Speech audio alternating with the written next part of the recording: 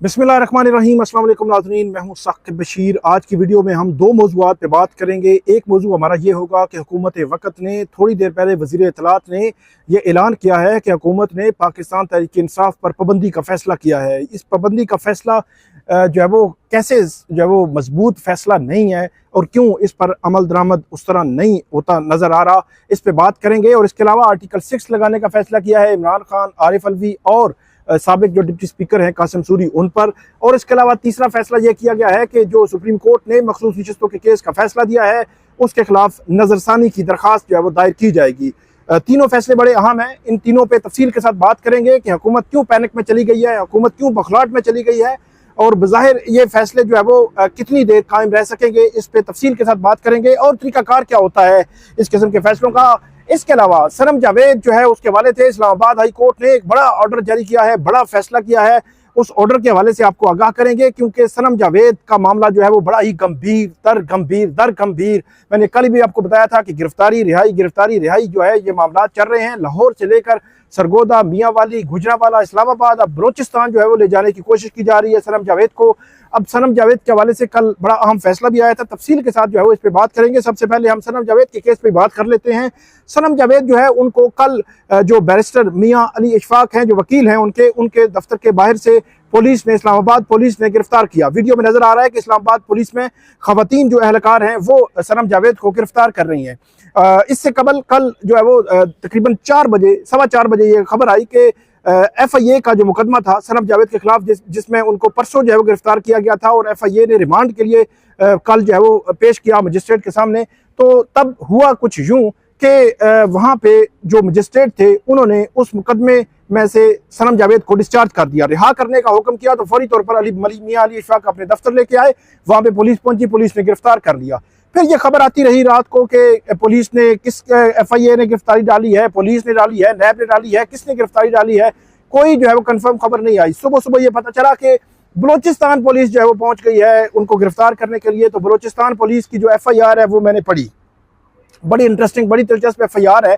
Balochistan police ने 8:45 पर 9 मई 2023 को, मतलब 9 मई 2023 को एग्जैक्टली मैं आपको बता देता हूं कि तकरीबन 2:15 बजे इमरान खान को गिरफ्तार किया गया था इस्लामाबाद जो पुरानी हाई कोर्ट थी उसकी बिल्डिंग से। और उसके बाद 6 घंटे, मतलब 6.5 घंटे के बाद कोयटा में उस पर मुकदमा एक दर्ज होता है। वो एहतियाज के तनाजुर में मुकदमा था जिसमें वहाँ कोयटा की मुकामी जो PTI की क़यादत थी वो उसमें नामजद थी।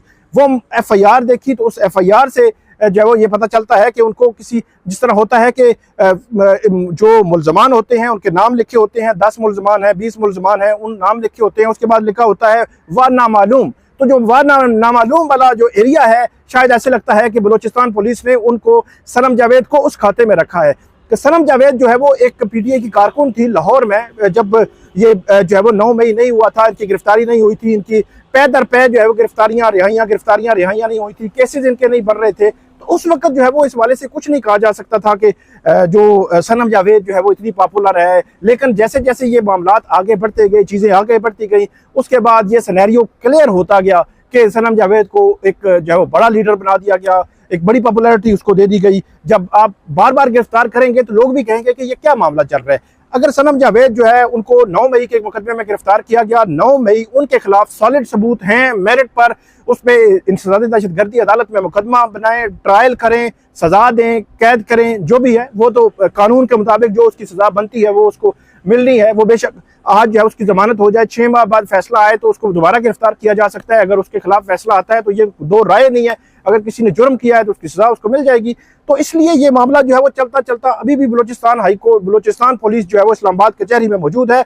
इस हवाले से इस्लामाबाद हाई कोर्ट के जस्टिस मियां गुल हसन औरंगजेब ने एक बड़ा हुक्म जारी किया है। जस्टिस मियां गुल हसन औरंगजेब ने एक तो IG Islamabad, inspector general police Islamabad और DG FIA उनको और सेक्रेटरी दाखिला को 5:30 बजे तलब कर लिया है। और इस हवाले से अदालत ने कहा है कि जो सनम जावेद हैं उनको इस्लामाबाद की हुदूद से बाहर नहीं ले जाया जाएगा। ता हुक्म सानी अदालत ने यह ऑर्डर जारी किया है। तीसरा और बड़ा ऑर्डर यह है कि सनम जावेद को 5:30 बजे इस्लामाबाद हाई कोर्ट में जस्टिस मियां गुल हसन औरंगजेब की अदालत के सामने जो है वो पेश किया जाए। आज की जो समाअत हुई तो समाअत के दौरान जो लॉ अफसरान थे, एडिशनल अटॉर्नी जनरल थे मुनव्वर इकबाल दोगल थे, इसके अलावा एडवोकेट जनरल इस्लामाबाद थे, वो भी अदालत के सामने पेश हुए। लॉ अफसरान ने को अदालत ने जो एडिशनल अटॉर्नी जनरल हैं मुनव्वर इकबाल दुगल, उनको दो बातें की। एक तो आप जो है वो इस हवाले से कम्युनिकेट भी कर दें, और दूसरा जो ऑर्डर अदालत दे रही है आप जो कम्युनिकेट भी करेंगे और इस पर अमल दरामद भी करवाएंगे। क्योंकि इस वक्त भी हम देख रहे हैं कि जब हम ये वीडियो कर रहे हैं तो तकरीबन 3 बजने वाले हैं, और जो इस्लामाबाद की सेशन कोर्ट है वहाँ पे बड़ा इंटरेस्टिंगली जो मजिस्ट्रेट हैं इस्लामाबाद के, वो बलूचिस्तान की पुलिस क्योंकि वहाँ पे खड़ी हुई है, सनम जावेद भी अदालत में मौजूद है, और वो उनका जो राहदारी रिमांड है लेकर बलूचिस्तान लेकर जाना चाहती है। अब वहाँ पे समाअत भी जारी है, वो समाअत रुक जानी चाहिए थी, लेकिन बहरहाल अब होगा ये कि 5:30 बजे इस्लामाबाद हाई कोर्ट में जस्टिस मियां गुल हसन औरंगजेब के सामने पेश किया जाएगा उनको, और DGFIA IG भी पेश होंगे। और इसके अलावा सबसे बड़ी बात यह है कि मियां अली इशफाक ने उनको बताया कि उनके खिलाफ कितने मुकदमात हैं। वो पहले लाहौर में कुछ मुकदमात में गिरफ्तारी रिहाई मामला हुआ, फिर उनको मियां वाली के मुकदमे में ATC सरगोदा ले जाया गया, फिर गुजरावाला के मुकदमे में ले जाया गया, फिर वहाँ से इस्लामाबाद लाहौर हाई कोर्ट ने एक बड़ा फैसला किया और लाहौर हाई कोर्ट ने उनको जो है वो रिहा करने का हुक्म दिया। तो पंजाब की हदूद से बाहर निकलकर फिर इस्लामाबाद में उनको गिरफ्तार कर लिया। FIA जो थी उसने गिरफ्तार कर लिया और FIA का केस कल उड़ा दिया जो मजिस्ट्रेट थे उन्होंने। और उसके बाद अब जो है वो बलूचिस्तान की पुलिस पहुंची है। कल इस्लामाबाद की पुलिस थी, इस्लामाबाद की पुलिस ने दो हाथ खड़े किए, उन्होंने कहा कि हमारे पास तो कोई ऐसा केस नहीं है कि जहां उनकी गिरफ्तारी मतलूब है। अब बलूचिस्तान की पुलिस पहुंची हुई है और 5:30 बजे अब इसका फेट डिसाइड होगा कि मामला जो है वो किस नहज पे जाता है और किस रुख इख्तियार करता है, और क्या इस्लामाबाद हाई कोर्ट उनको जो है वो इस हवाले से ऑर्डर करती है रिहाई का, या इस किस्म का मामला होता है या नहीं होता। इस सारे जो है वो 5:30 बजे जो है पता चलेगा। अब आते हैं दूसरे मामले की तरफ। दूसरा मामला भी बड़ा इंपॉर्टेंट है।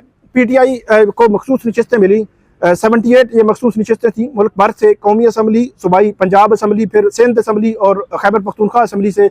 इससे हुआ ये कि PTI जो है इन मखसूस नशिस्तें मिलने के बाद वो सिंगल लार्जेस्ट पार्टी पार्लियामेंट में बन गई। इसी तरह सेनेट में भी जब जो खैबर पख्तूनख्वा सेनेट के इलेक्शन क्योंकि नहीं हुए थे, तो खैबर पख्तूनख्वा सेनेट इलेक्शन होने के बाद PTI को वो नशिस्तें भी सेनेट में मिल जाएंगी, और ये भी बताया जा रहा है कि सेनेट में भी PTI के पास मेजॉरिटी आ जाएगी। तो ये सूरत हाल है, ये एक सिनेरियो है जो बना है। मखसूस नशिस्तों का केस का फैसला जब से आया है हुकूमत की जानिब से एक प्रेस कॉन्फ्रेंस, दूसरी प्रेस कॉन्फ्रेंस, तीसरी प्रेस कॉन्फ्रेंस, हालांकि कल भी मैंने आपको बताया था कि हुकूमत के वक्त से ना उनका कोई हक वायलेट हुआ है, ना उनका कोई राइट लिया गया है, ना उनकी ये मखसूस नशिस्तें थी।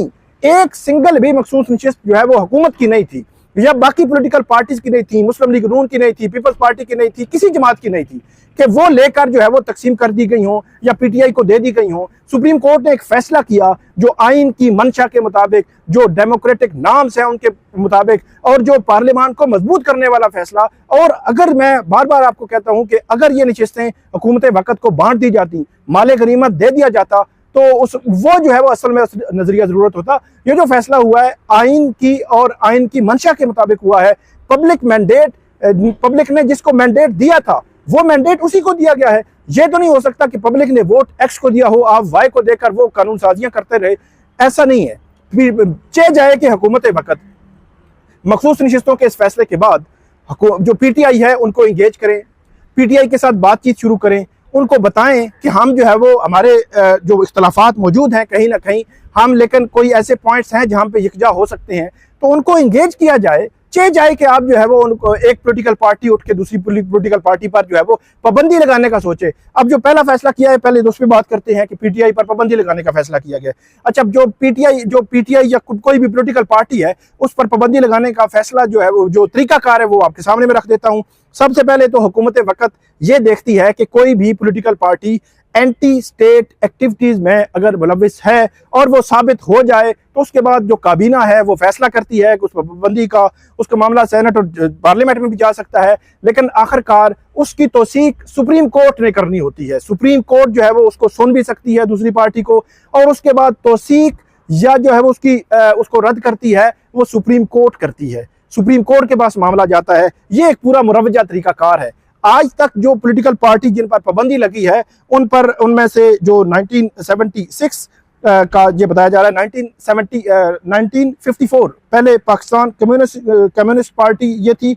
इसके हवाले से जो है वो रावलपिंडी साजिश केस में मुल्क दुश्मन जो है वो जो सरगर्मियाँ थी उसमें मुलविस होने का इल्ज़ाम लगाया गया। उसमें उनको पाबंदी लगाई। नेशनल अवामी पार्टी, ये 1971 में पहली दफ़ा याया खान ने, फिर 75 में जुल्फ़िकार अली भुट्टो ने इस पर पाबंदी लगाई और उसके बाद इसका बाइकाट किया जो प्रोसीडिंग्स चल रही थी सुप्रीम कोर्ट ऑफ पाकिस्तान में। फिर 10 फरवरी 1975 को नेशनल अवामी पार्टी पर पाबंदी आयद कर दी गई और सुप्रीम कोर्ट ने भी उसकी तौसीक कर दी। लेकिन ये कहा जाता है कि 1970 के बाद पॉलिटिकल पार्टीज को ये एहसास हुआ कि एक दूसरे के खिलाफ इस तरह की पाबंदी जो है वो नहीं लगनी चाहिए, लेकिन आखिरकार एक मामला फिर खुल गया है। मुझे बड़ी अच्छी तरह याद है कि सुप्रीम कोर्ट जब ये पीटीआई फॉरेन फंडिंग केस का मामला आया था तो उस वक्त जो जजेस से इस्लामाबाद हाई कोर्ट के, उनकी जानिब से बड़े अहम रिमार्क्स दिए गए थे, जिस वक्त हुकूमत ये सोच रही थी कि इन पर जो है वो पाबंदी लगा दी जाए, पॉलिटिकल पार्टी पर पाबंदी लगा दी जाए। तो मुझे बड़ी अच्छी तरह याद है कि उस वक्त ये ऑब्जर्वेशंस आई थी कि ये 70s की दिहाई नहीं है, ये 70 की दिहाई नहीं है कि आप किसी भी पॉलिटिकल पार्टी को उस पर पाबंदी लगा दें, ऐसा नहीं होगा।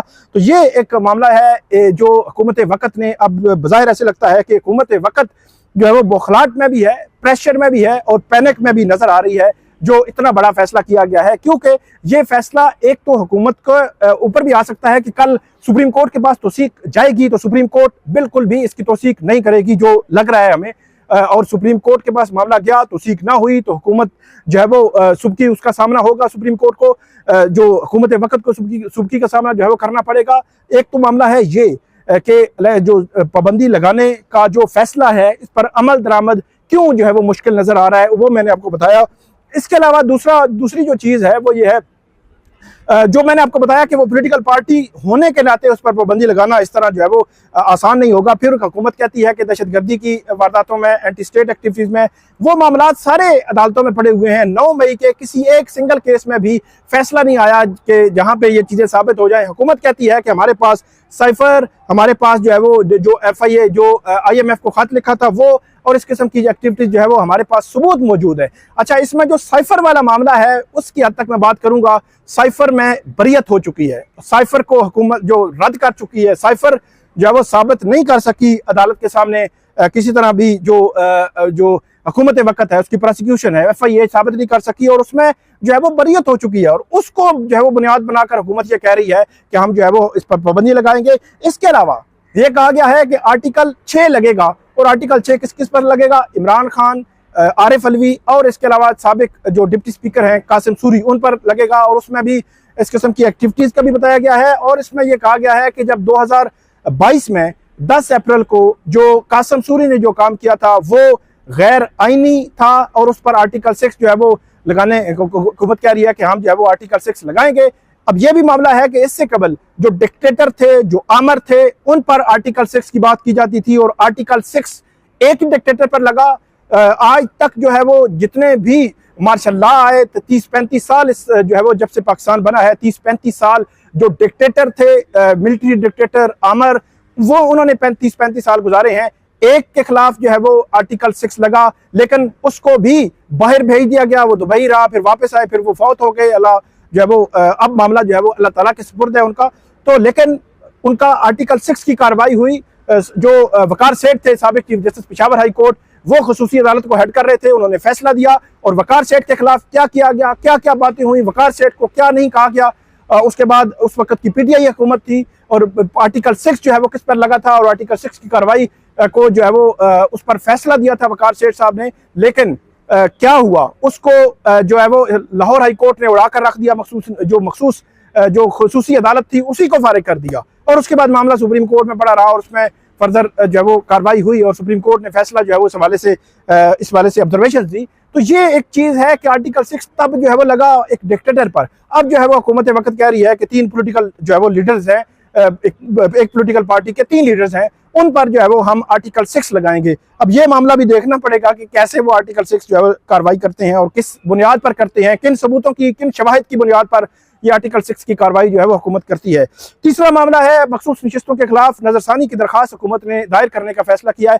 अब ये भी एक और चीज़ है कि सुप्रीम कोर्ट में, क्योंकि फुल कोर्ट ने ये केस सुना था, फुल कोर्ट नजरसानी करेगी, तो फुल कोर्ट नजरसानी कैसे करेगी, क्योंकि छुट्टियां चल रही हैं, अब सितंबर तक तो फुल कोर्ट बैठेगी नहीं, तो सितंबर तक जो है वो नजरसानी फिर यूं की तूं ही रहेगी, नजरसानी में कुछ नहीं हो सकेगा। लेकिन तब तक इलेक्शन कमीशन ने उस पर इम्प्लीमेंट करना है, इम्प्लीमेंटेशन होनी है, इलेक्शन कमीशन ने अमल दरामद करना है। PTI की जानिब से जो जो मेंबरान कौमी असम्बली हैं उनकी जानिब से सर्टिफिकेट्स एफिडेविट्स जमा करवाए जा रहे हैं। ऐसे लगता है कि हुकूमत वो बंद बांधना चाह रही है कि इलेक्शन कमीशन की जो कार्रवाई है वो रुक जाए और वो डी सीट करने वाला, डी नोटिफाई करने वाला मामला शुरू हो जाए। लेकिन जो फैसला अगर जो है वो सुप्रीम कोर्ट किसी भी पार्टी पर पाबंदी की तौसीक करती है तो फिर जो उनके मुतलका जो मेंबरान हैं उनको और कौमी असम्बली सूबाई असम्बली के उनको डी नोटिफाई जो है वो करने के हवाले से हुकूमत जो है वो कार्रवाई कर सकती है, इलेक्शन कमीशन कार्रवाई कर सकता है। लेकिन वो मामला अभी बहुत दूर है। लेकिन ऐसे लग रहा है कि हुकूमत जो है वो 2/3 मेजॉरिटी हर सूरत में लेना चाह रही है और जो मखसूस नशिस्तों वाला मामला है, केस पर अमल दरामद वाला मामला, उसको भी लटकाने का जो है वो सोच रही है। तो देखते हैं कि ये मामला किस जो है वो जहद पे जाकर बैठता है, किस जो है वो एंगल पे जाकर बैठता है। तब तक जो है वो आप मुझे इजाज़त दीजिए और ख़ास तौर पर हमारी जो वीडियो है इस पर आप फीडबैक दीजिएगा, कमेंट कीजिएगा। बहुत शुक्रिया।